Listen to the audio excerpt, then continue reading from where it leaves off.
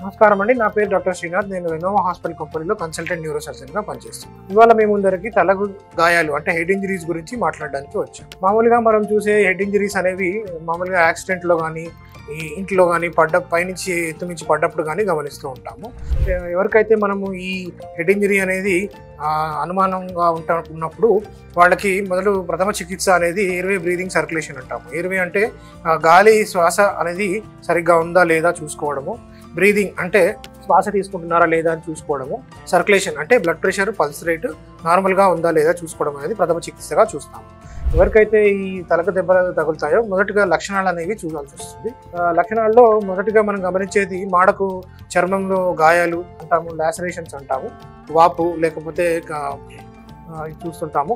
ఈ లక్షణాలు కాకుండా మెదడుకు అంటే బ్రెయిన్కి తగిలిన గాయాలకు లక్షణాలు ఫస్ట్ది మనం స్పృహ కోల్పోవడము, మబ్బుగా ఉండడము, వాంతులు, ఫిట్స్, లేదంటే కాలు చేయి వీక్నెస్, బలహీన ఉండడం అనేది మనం గమనిస్తూ ఉంటాము. ఇలాంటి లక్షణాలు ఉన్న వాళ్ళకి మొదటిగా మనము దగ్గరలో ఉన్న హాస్పిటల్ తీసుకెళ్లడము, ప్రథమ చికిత్స చేయించడము, వాళ్ళకి ఎయిర్వే బ్రీదింగ్ సర్క్యులేషన్ అనే ఇప్పుడు దాకా చెప్పినట్టు 3 కూడా సరిగా ఉన్నాయా లేదా చెక్ చేసుకోవడం చూసుకోవాల్సి వస్తుంది. వీటిని మనం చూసుకున్నప్పుడు మనం స్టెబిలైజేషన్ అంటే నార్మల్గా ఉన్నట్టు లేదా చూసుకున్నాక మనం తలగాయాల గురించి మనం అవసరమైన పరీక్షలు చేయించాల్సి వస్తుంది. ఎప్పుడైతే ఈ తలగాయాలు మనం అనుమానంగా ఉన్నప్పుడు మొదటిగా మనం సిటీ స్కాన్ బ్రెయిన్ అంటాము. ఇది ఒక స్కానింగ్ చేసి మనకు మెదడులో ఉన్న గాయాలు అంటే బ్లీడింగ్ కానీ లేకపోతే స్కల్ ఫ్రాక్చర్స్ కానీ మనకు గమనించే అవకాశం ఉంది.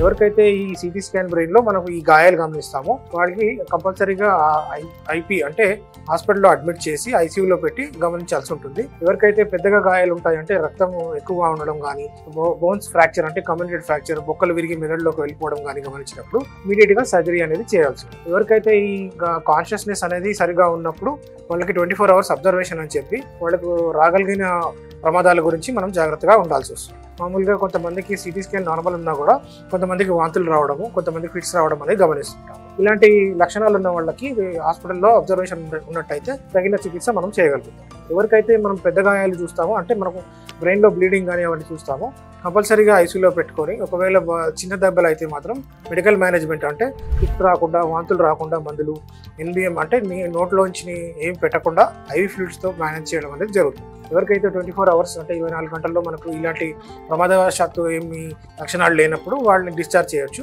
వాళ్ళని ఇంటికి వెళ్ళి మందులు వాడుకోమని చెప్పొచ్చు. ఎవరికైతే బ్లీడింగ్ అనేది పెద్దగా ఉంటుందో వాళ్ళకి ఎమర్జెన్సీ సర్జరీ అనేది అవసరం ఉంటుంది. ఈ క్రేనియాటమీ అంటే బోన్స్ అనేది హోల్స్ చేసి స్కల్ ఫ్రాక్చర్ కానీ బోన్ పీస్ తీసేసి దానిలోంచి రక్తం తీయడం వల్ల ఎమర్జెన్సీ సర్జరీ ద్వారా మనం ప్రాణం కాపాడుకునే అవకాశం. ఎవరికైతే ఈ ఆపరేషన్ చేస్తామో వీళ్ళని కంపల్సరీగా ఐసీయూలో పెట్టడము, కనీసం ఒక 2-3 రోజుల వరకు ఐసీయూలో అబ్జర్వేషన్ పెట్టి ఇంప్రూవ్మెంట్ ఉన్నట్టయితే వాళ్ళని వార్డుకు పంపిస్తాం.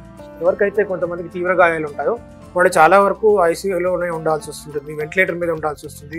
వాళ్ళకి కోమాలో నుంచి రికవర్ కావడానికి టైం పడుతుంది కాబట్టి వాళ్ళని చాలా రోజుల వరకు ఐసీయూలో పెట్టి రిహాబిలిటేషన్ సెంటర్కి పంపించి రికవరీ చేయాల్సి వస్తుంది. ఎవరికైతే ఈ కోమా నుంచి మెల్లగా బయటకు వస్తారో వాళ్ళకి రిహాబిలిటేషన్ అనేది చాలా ఇంపార్టెంట్.